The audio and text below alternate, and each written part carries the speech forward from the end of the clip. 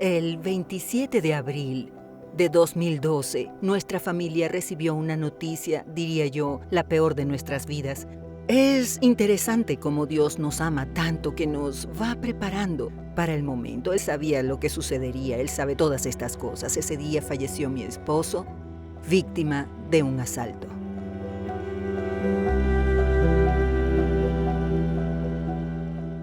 Cuando pierdes a alguien, el dolor es tan grande. Además, la manera en la que recibí la noticia fue la peor posible. Porque cuando mi esposo no llegó al atardecer, comencé a llamarlo por teléfono para saber qué había sucedido. El policía que me atendió me dijo que lo habían asaltado y que había fallecido. Así me enteré de la noticia. Ese día no iba a almorzar en casa, porque debía asistir a la defensa de una colega, ya que la próxima sería la mía. Solo que cuando llegó más o menos el mediodía, sentí una tristeza tan grande por mi esposo y me dije, no voy a asistir a esa defensa. Y me fui a mi casa. No tenía idea de por qué quería irme a mi casa, pero esa sería la última vez que vería a mi esposo ese viernes. En ese momento, lo que yo sentí, unas 5 horas antes de que falleciera, fue el sentimiento de estar con él. Yo lo quería encontrar. Yo quería estar con él.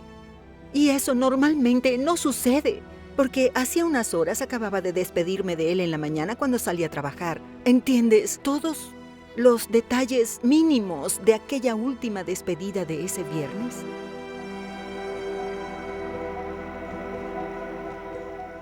Y luego de su fallecimiento, cuando te quedas solo, sola, fue así para mí. Cuando sucedía algo, yo pensaba, se lo voy a contar a Elcio.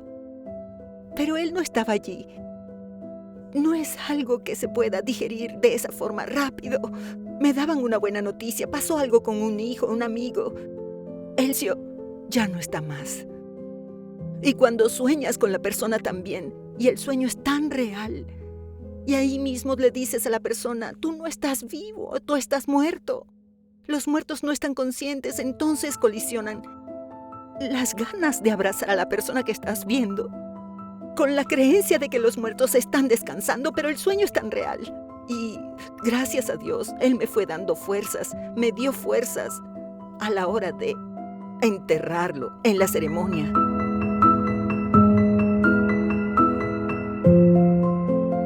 Y perdonar no es fácil, solo lo hacemos con el perdón que Dios pone en nuestros corazones.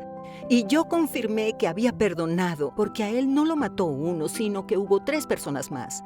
2 años después, cuando fue al juicio, y los vi, estaban en la hilera del frente, en la audiencia, a medio metro de distancia. Entraron con las manos esposadas, la cabeza gacha. Pude mirarlos y solo sentí pena.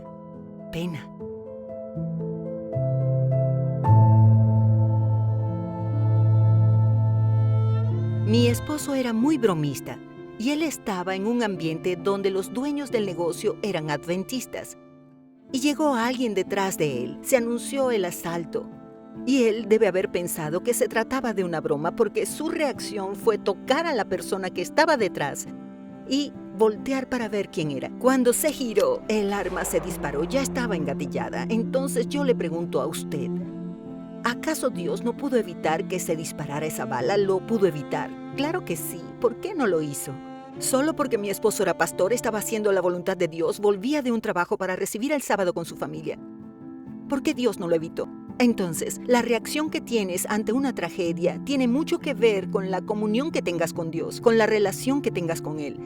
Porque si realmente conoces a Dios, sabes que no solo puede hacer milagros, no puede responder a tus oraciones de la forma en que tú quieres. Si uno conoce a Dios de verdad, sabes que permitió que eso sucediera. Entonces, ¿qué aprendí con este hecho? A confiar cada vez más en Dios ante la tragedia y a entregarme más de lo que ya hacía a la misión, porque ahora tengo un motivo más para desear el regreso del Señor.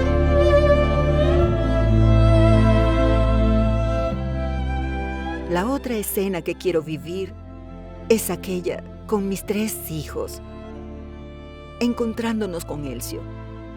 y contarle todo lo que ha sucedido desde que se fue, todo lo que no vivió con nosotros. Ese sería el reencuentro más glorioso después de encontrarme con Jesús.